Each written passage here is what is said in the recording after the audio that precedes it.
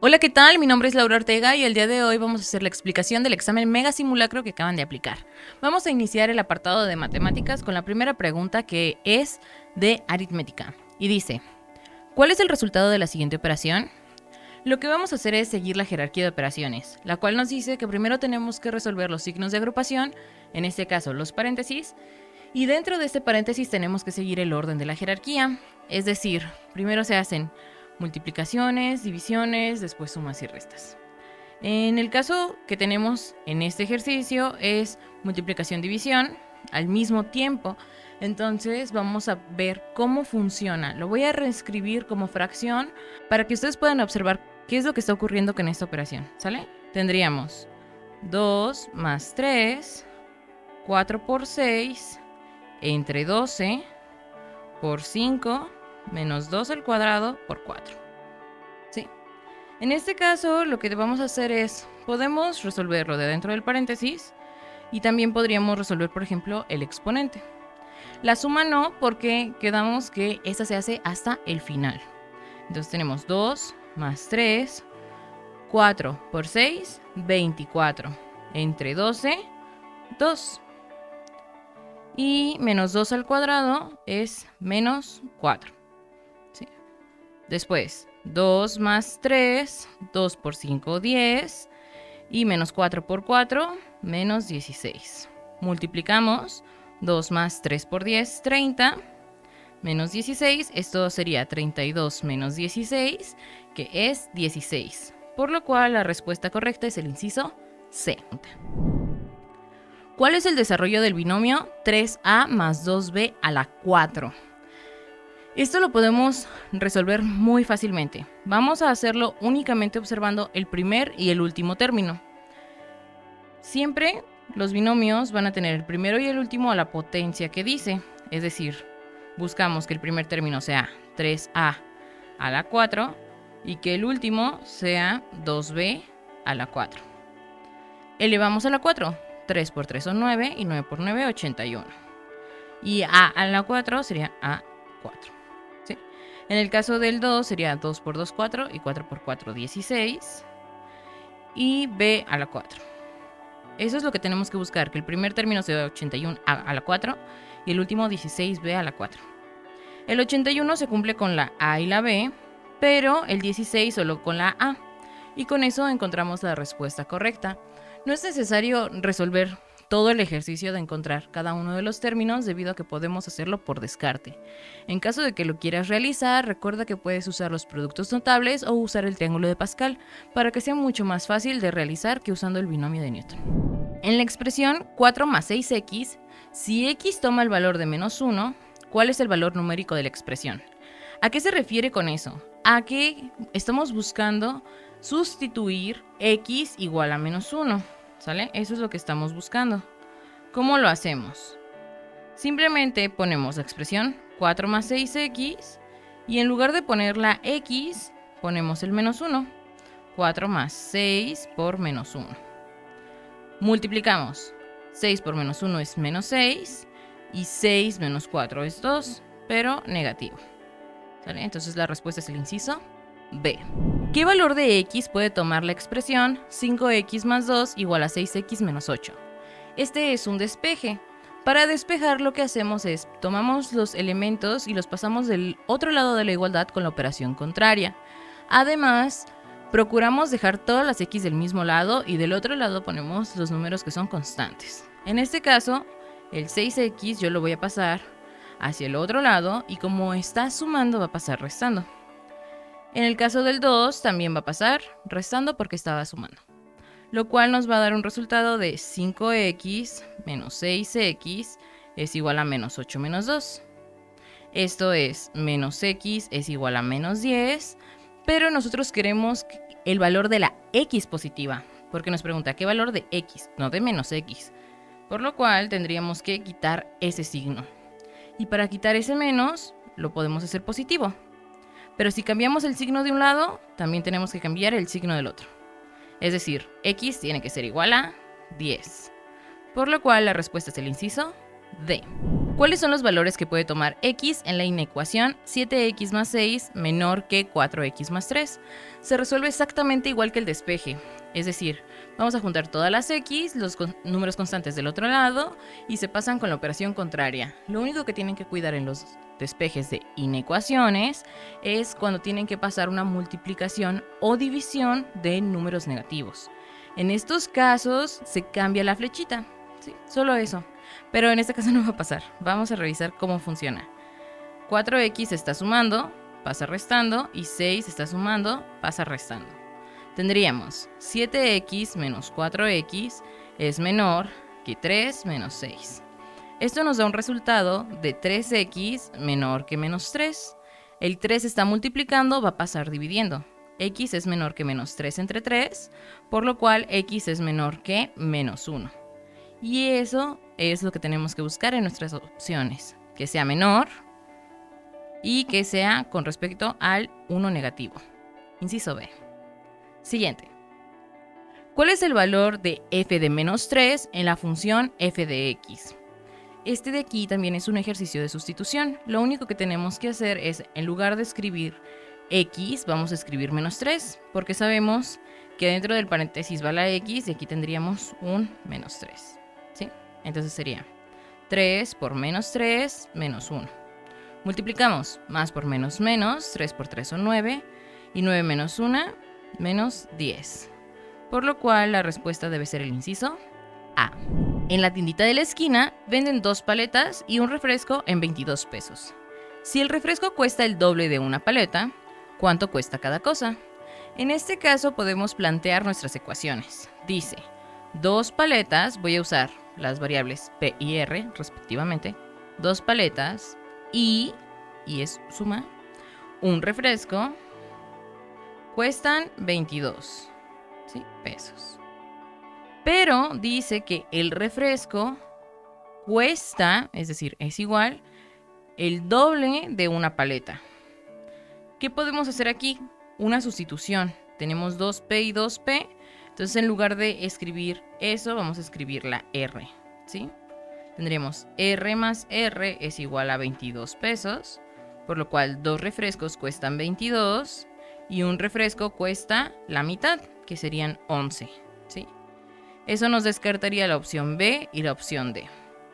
Además, sabemos que la paleta cuesta el doble que el refresco. Es decir, una paleta va a costar el refresco entre 2. Es decir, una paleta cuesta 11 entre 2, que serían 5.5 pesos. Por lo cual la respuesta es el inciso C. Las edades de Eric y Jackie suman 56 y se llevan 6 años de diferencia. Si Eric es el mayor, ¿cómo se pueden representar sus edades algebraicamente en un sistema de ecuaciones? Estamos hablando de que la suma de sus edades es 56. Entonces, Jackie más Eric es igual a 56, o también se puede usar Eric más Jackie, ¿sí? Porque sabemos que el orden de la suma no va a afectar al resultado, por lo cual podríamos descartar esta donde la suma es 6, ¿sale? Aquí dice que la suma es 6. Podríamos quedarnos con todas las demás porque todas dicen que la suma es 56 independientemente de cómo está el orden, ¿sí? No pasa nada. El problema viene con la resta, ¿sí?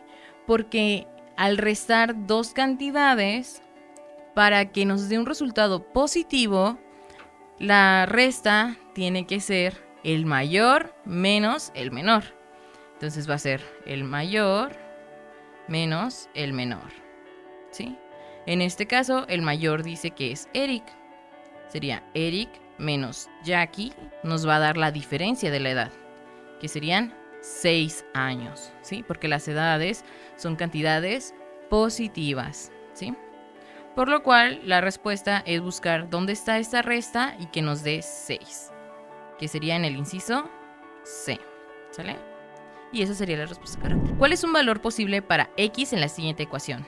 Es una ecuación cuadrática y podemos llegar al resultado usando la fórmula general, pero es mucho más rápido usando factorización. Lo que podemos hacer es, tomamos 2 paréntesis, ponemos la x, ¿sabemos que es igual a 0? Entonces, x, y buscamos dos números que multiplicados nos den 14 y que su diferencia sea 5. En este caso sería 7 y 2. 7 por 2, 14. 7 menos 2, 5. 7 y 2. ¿Cuál es el número mayor? 7. Entonces, al 7 le vamos a dejar el signo de este de aquí, más. Y al 2 le vamos a dejar el signo de este de aquí, menos. ¿Cuáles son los resultados entonces? Va a ser tomar ese valor y le cambiamos el signo, porque dice que dos números multiplicados dan 0, es decir, x más 7 es igual a 0, por lo cual x es igual a menos 7. O que x menos 2 es igual a 0, por lo cual x sería igual a 2. Esta es la única respuesta que podríamos poner porque es la única que viene en los incisos, ¿sale? ¿Cuál es el máximo de la siguiente gráfica? Es una parábola y podemos observar que el máximo es el punto más alto, que toma en el eje Y, ¿sí? El eje Y es este. Entonces el punto más alto sería este punto de aquí. ¿Y qué coordenadas tiene? Bueno, hicimos 2 en X y hicimos 2 en Y. Recordemos que los puntos se escriben de la forma X, Y. Entonces, el máximo está en la coordenada B. ¿Cuál es el rango de la función f de x igual a 4 menos 5x? Como estamos hablando de una función lineal, ¿cómo sabemos que es lineal? Bueno, porque el exponente más grande es 1, ¿sí? Entonces, como es lineal, significa que esto es una recta. ¿Y una recta qué rango tiene? Pues el rango es de menos infinito a infinito. Es decir, puede tomar cualquier valor en x y cualquier valor en y. Por lo cual la respuesta debe ser el inciso D. ¿Cuál es el punto medio entre las coordenadas 1, 2 y menos 5, 8? ¿Cómo se calcula el punto medio? Se calcula como el promedio de las entradas de las coordenadas. Es decir, cada una de nuestras coordenadas tiene sus variables x y y, ¿sí? Y vamos a elegir una que sea el punto 1 y otra que sea el punto 2. Por ejemplo, el 1, 2 sería el punto 1 y el 2 sería este de aquí. Y solamente es sustituir. Sumamos los valores en x, 1 menos 5 entre 2, y los valores en y, 2 más 8 entre 2. Sumamos menos 4 entre 2, 10 entre 2, y dividimos entre 2. Menos 4 entre 2 es menos 2, y 10 entre 2, 5. Por lo cual la respuesta es el inciso D. ¿Cuál es la distancia entre los puntos 3, 4, 3 menos 18? Como tienen la entrada de x igual, recordemos, este sería x1, y1, x2, y2. En el caso de x son iguales, tenemos 3 y 3. Entonces, la distancia va a ser cuánto hay desde el 4 hasta el menos 18. ¿Sí? Si yo lo pongo en una recta, ¿sale? Aquí está la recta real, menos infinito, infinito, por aquí está el 0, y por aquí está el menos 18, y por aquí va a estar el 4. Entonces de aquí a aquí, del 18 al 0, son 18 unidades, ¿sí? Positivas, o sea, ¿cuántos pasitos daríamos del 0 al 18 negativo, pensando que cada pasito es una unidad? Pues 18. Y del 0 al 4, pues son 4 unidades. Entonces la distancia sería 18 más 4, que son 22. Otra manera de hacerlo es haciendo la resta, es decir, 4 menos 18. Esto es 4 más 18, que serían 22. O si los queremos hacer al revés, menos 18 menos 4 es igual a menos 22. Pero recordemos que la distancia siempre es un valor positivo. Entonces es el valor absoluto de la resta, ¿sale? Por eso la respuesta es 22 y es el inciso A. ¿Cuál es el valor de la función g de x igual a 3x si x es igual a 4a más 2? Esto quiere decir, vamos a sustituir de nuevo. En lugar de x vamos a poner toda la expresión aquí. ¿Sí? Dice que 3x. Entonces al sustituir va a ser 3 por 4a más 2. Multiplicamos. 3 por 4, 12, Y 3 por 2, 6. Y la respuesta debe ser el inciso A. ¿Cuál es el valor de 240 grados en radianes? ¿Qué es un radián? Los radianes son la expresión de estos grados, pero en terminación de pi. Sabemos que pi, en cuanto a grados, son 180. Pero nosotros queremos 240. Entonces, esto de aquí es lo que nosotros conocemos como una regla de 3. Se multiplica y se divide. Es decir, la formulita para poder calcular esta conversión a radianes sería 240 por pi entre 180. Quitamos el 0 y dividimos entre 6 para poder simplificar. 24 entre 6 es 4 y 18 entre 6, 3. Por lo cual la conversión nos da 4 pi tercios.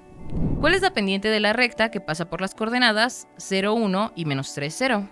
Para poder calcular una pendiente se utiliza la fórmula pendiente es igual a y2 menos y1 entre x2 menos x1. Recordemos, las coordenadas tienen entradas x1, y1, x2, y2. Entonces, de nuevo, vamos a sustituir. Tendríamos que la pendiente es 0 menos 1 entre menos 3 menos 0. Esto es igual a menos 1 entre menos 3 y menos entre menos es más, por lo cual esto es 1/3, que sería el inciso C. ¿Cuál es el vértice de la ecuación y igual a x cuadrada más 5? Vamos a hacer un bosquejo. Yo siento que es la forma más cómoda de encontrar esta parte de los vértices en ecuaciones simples de parábolas.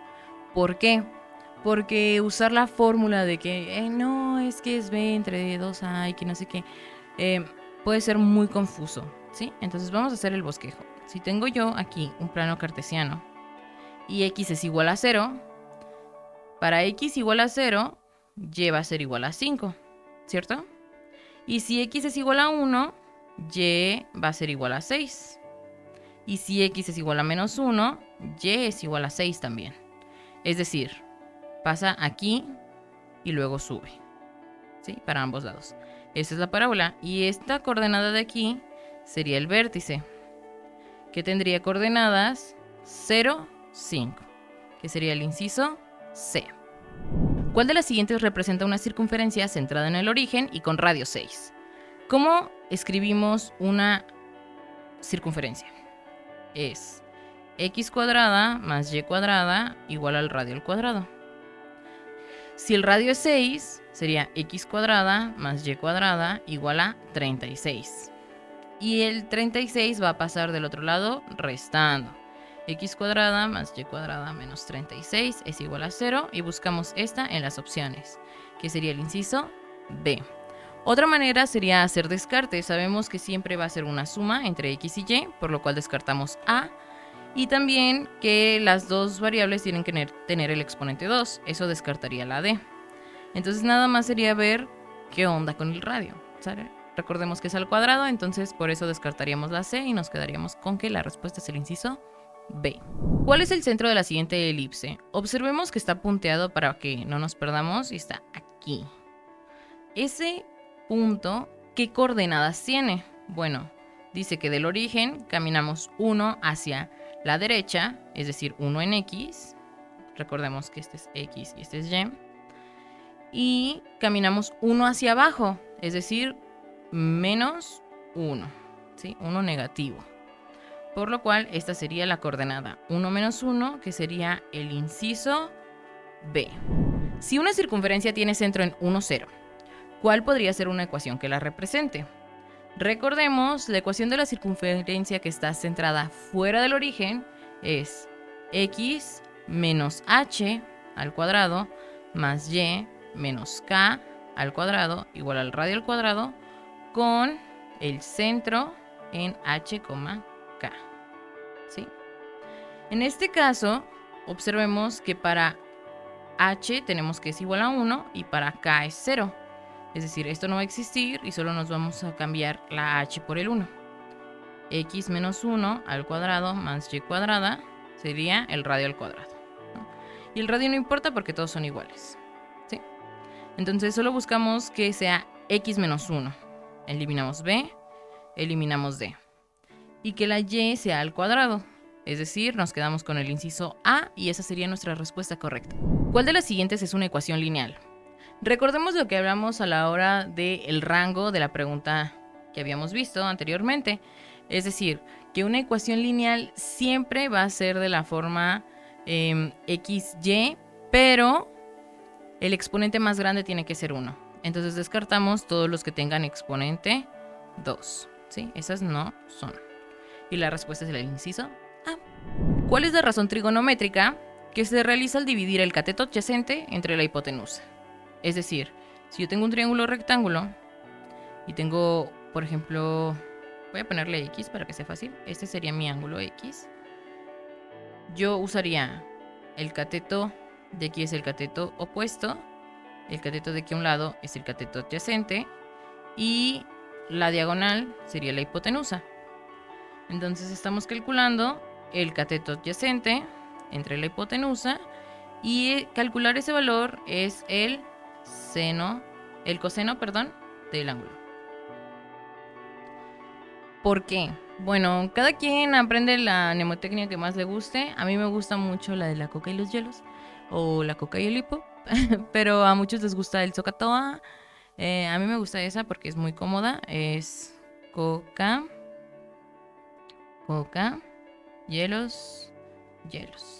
Y luego la escribimos al revés. Coca,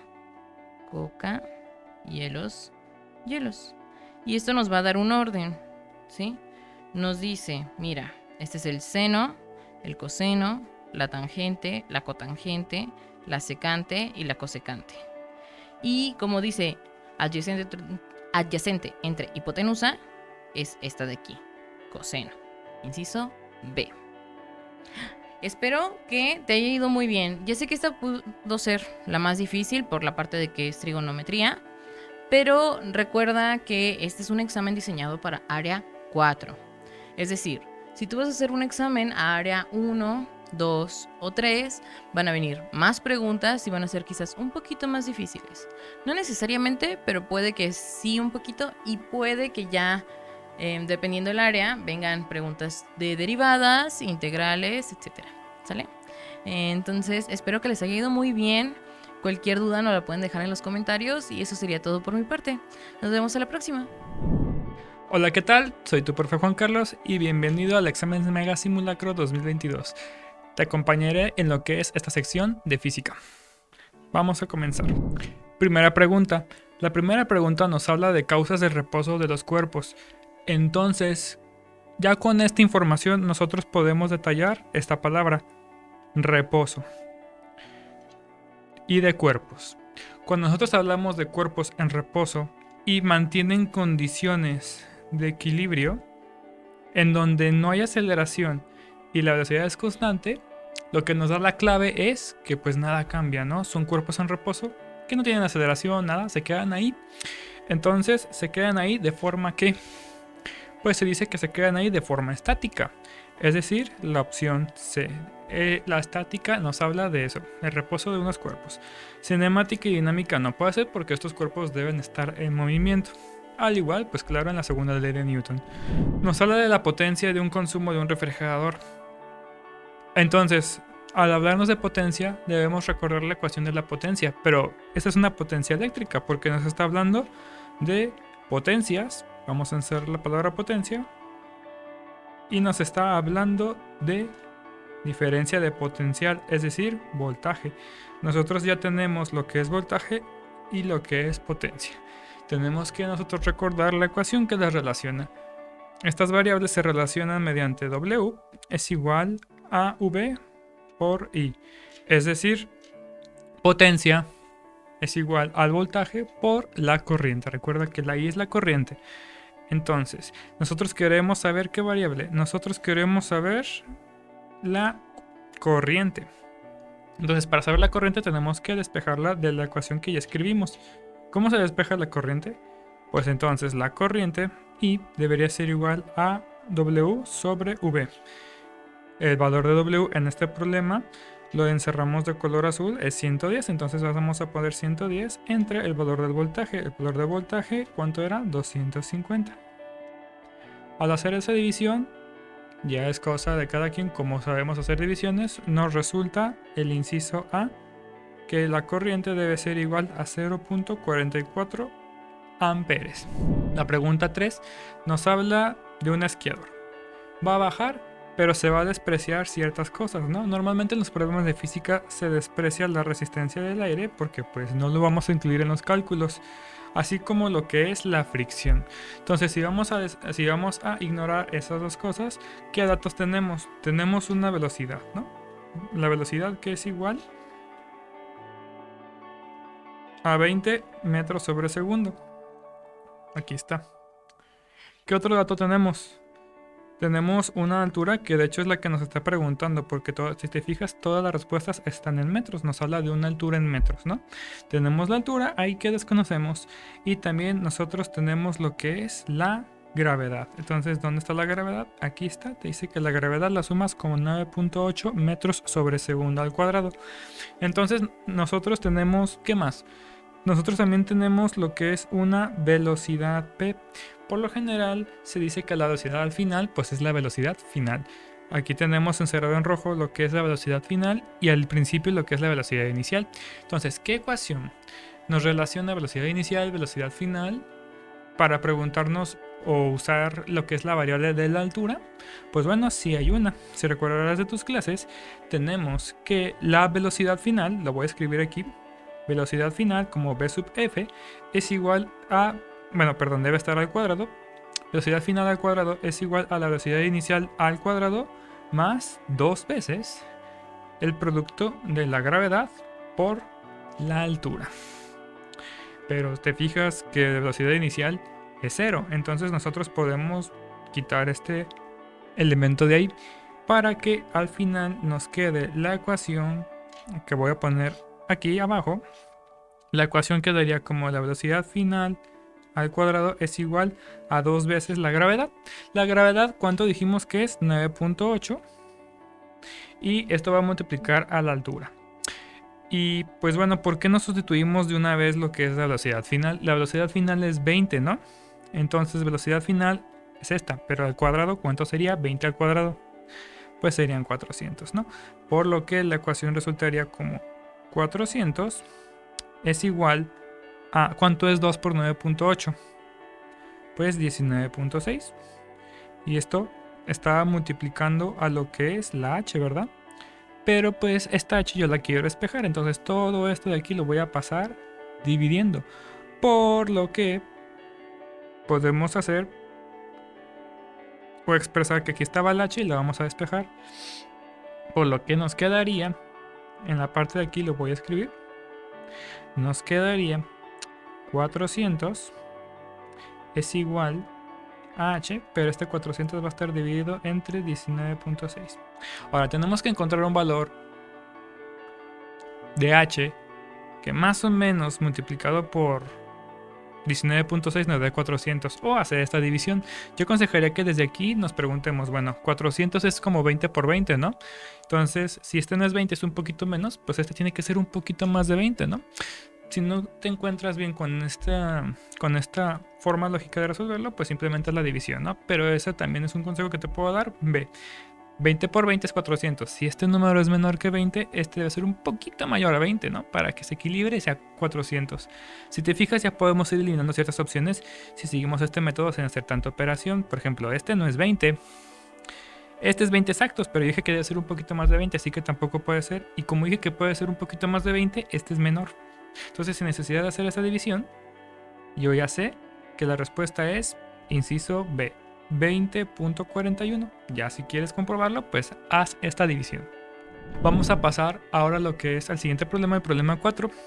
En el problema 4 nos dice pues una cuestión teórica, ¿no? Nos habla de un sistema dinámico. Recuerda que dinámico pues hay movimiento, ¿no? Pero nos habla de un eje de rotación, es decir, va a rotar. ¿Sí? Es un sistema con respecto a un eje de rotación, es un sistema dinámico, pero en el que el pivote se anula, ¿no?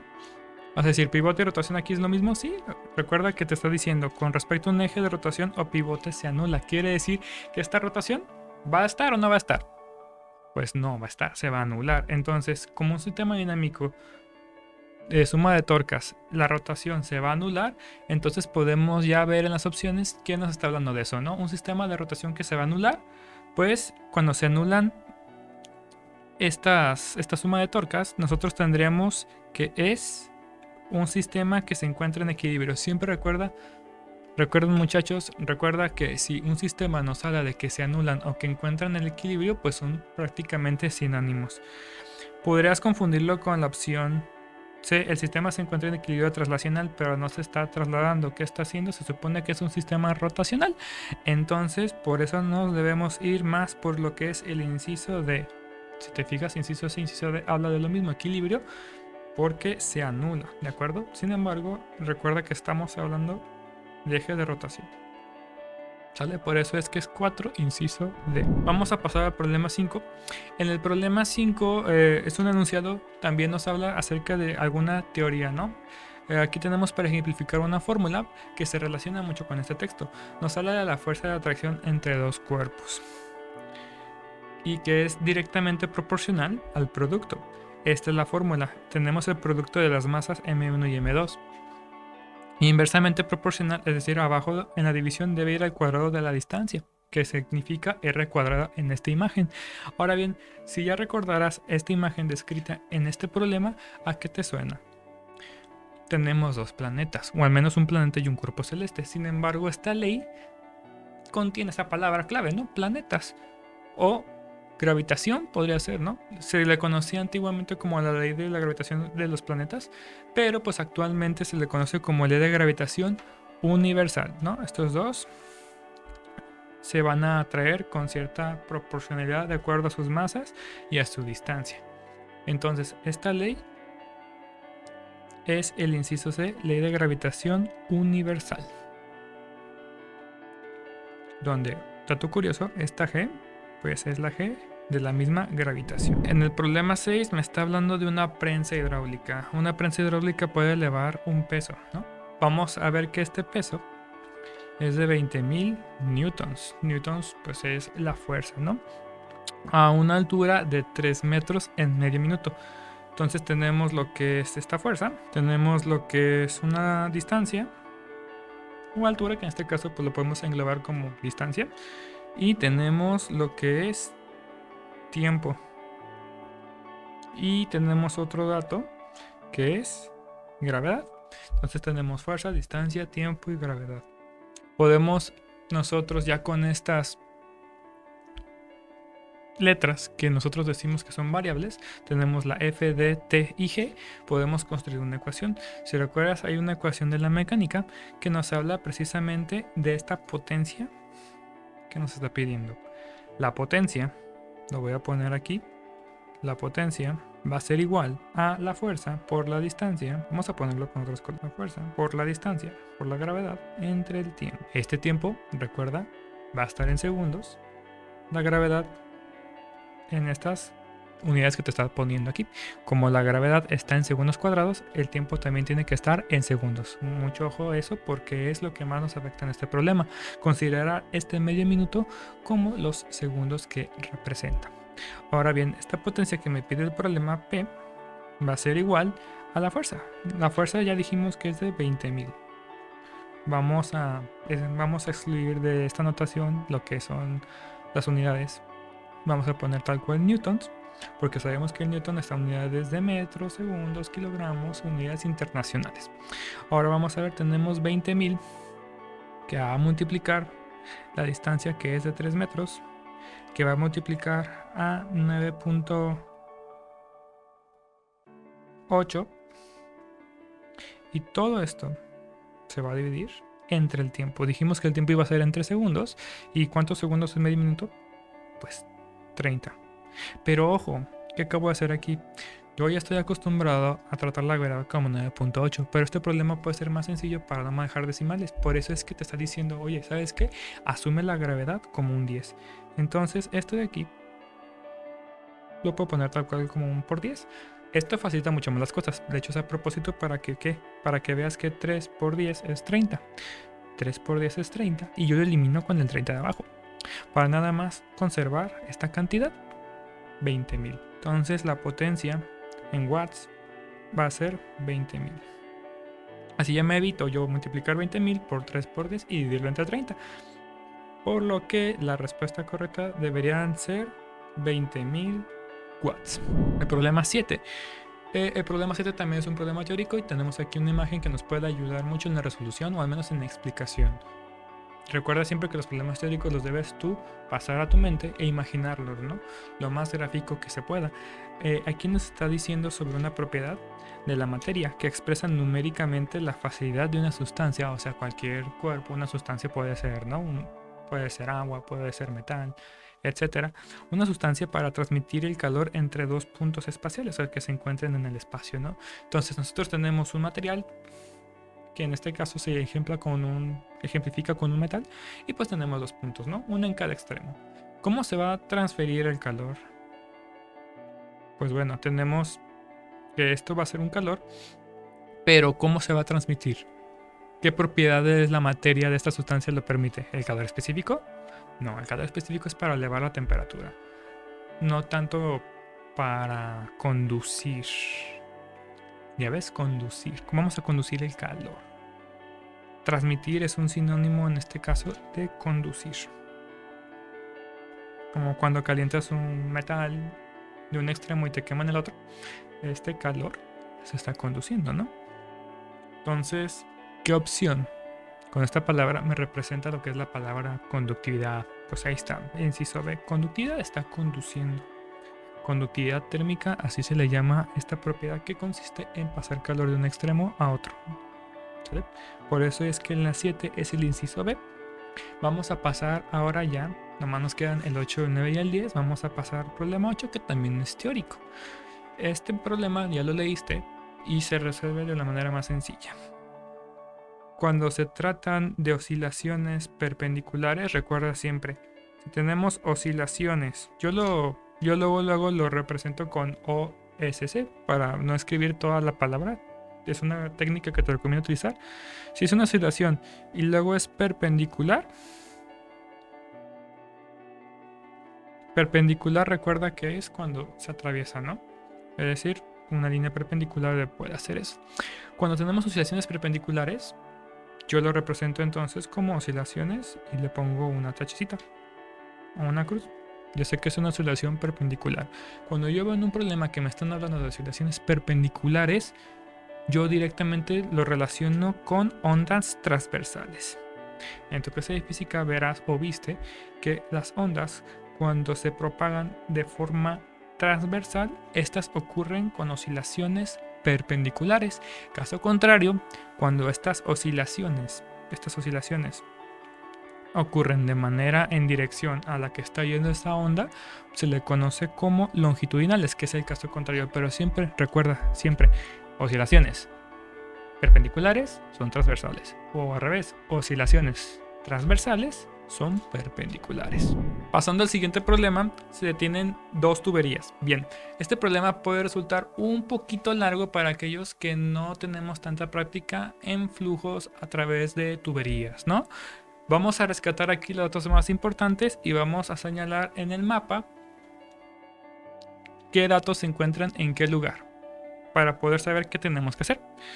Nosotros tenemos, si te fijas aquí, velocidad 1 y velocidad 2, porque tenemos la tubería 1 y la tubería 2. Y todos estos flujos que entran por la 1 y la 2 van a salir por la tubería número 3. Por eso, nosotros tenemos que identificar tubería 1 y los datos de velocidad y área. La tubería 2 con velocidad 2 y área por donde entra el flujo, pues el área 2. Y al final tenemos entonces lo que es área 3 y velocidad 3. Aunque es muy importante que si no sabes a qué se refiere con caudal, te recomiendo que le eches una leída ahí otra vez al curso, a la teoría de caudales, o simplemente cheques aquí que el caudal por lo general se representa con la letra Q.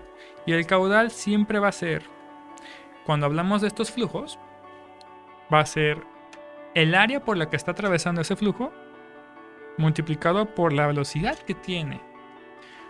Cuando yo multiplico área por velocidad, en unidades, pues yo tengo que el área va a ser metros cuadrados, ¿no? Y la velocidad metros sobre segundo. Por lo que, pues metro cuadrado por metro, pues me daría un metro cúbico. Y sobre el tiempo, ¿no?